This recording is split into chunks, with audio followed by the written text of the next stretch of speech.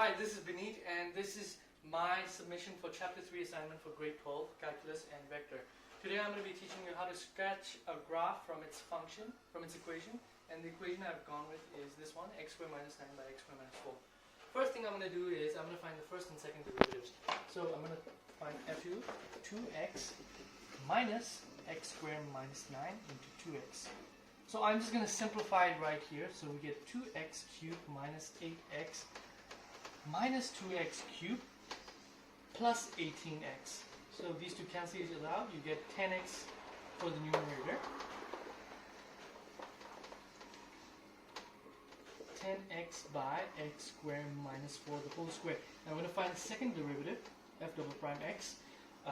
We're just going to derive this, and we're going to use the quotient rule also. So what we get is x squared minus 4 the whole square into 10 minus 10x into 10x into, we're going to derive the denominator now, 2 into x squared minus 4 into 2x. Okay, so I'm just going to simplify this here too. So this we get 10x power 4 minus 80x squared plus 160, and this we get, I'm sorry, we don't need these brackets. So this side we get minus 40x power 4 plus 160x squared. So these will, you get minus 30x power 4 for this side, and this you get plus 80x squared plus 160. So that's what you get for the numerator after you've cancelled everything out. So minus 30x power 4 plus 80x squared plus 160 by x squared minus 4 the whole power 4. Now, once we find the first and second derivatives, we're going to find the y-intercepts now. So to find the y-intercept, it's quite easy. We simply put 0 in x's place. So we get 0, 9 by 4. For x-intercept, we just align this to 0. So obviously, we're going to x squared minus 4, we discard that. X squared minus 9 is equal to 0. X squared is equal to 9. X is equal to plus or minus 3.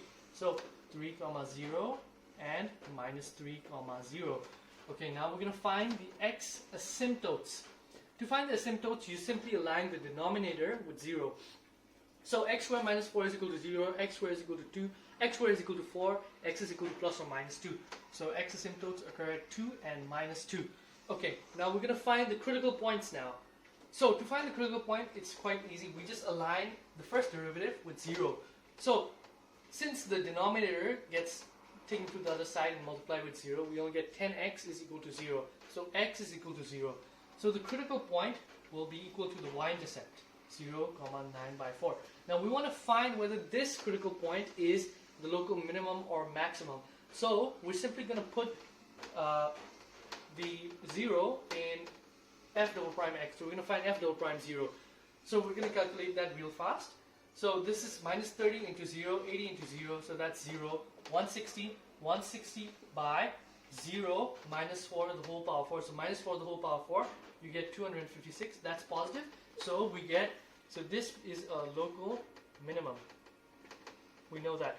Okay, so we can't start sketching the graph just yet because we need to find what the graph looks like beyond these asymptote points. Okay, so I'm just gonna draw a blank template first.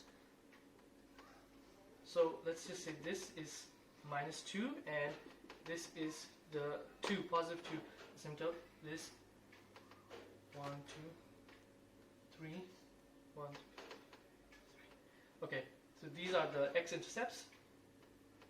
Y, x. So we want to know what the graph looks like beyond these points. We want to know whether it goes like this or it falls down. It falls down.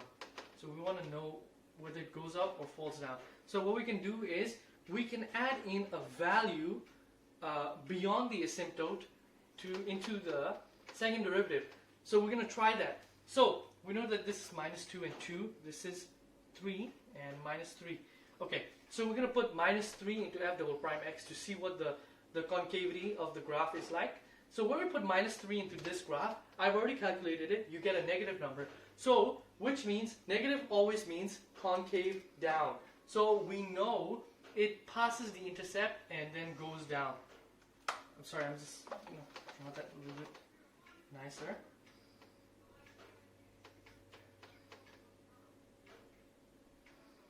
So it goes like this. And we're going to do the same for minus 3. When we put in minus 3, we get the same answer. We get minus 2.48. Since it's minus, it's still going down. So it crosses the x-intercept and then it approaches 2. Okay, so now we're going to draw the center graph now. So the center graph, we already know the y-intercept and the critical point are the same. So we don't need to draw them separately. We don't have like separate points, 0, 9 by 4.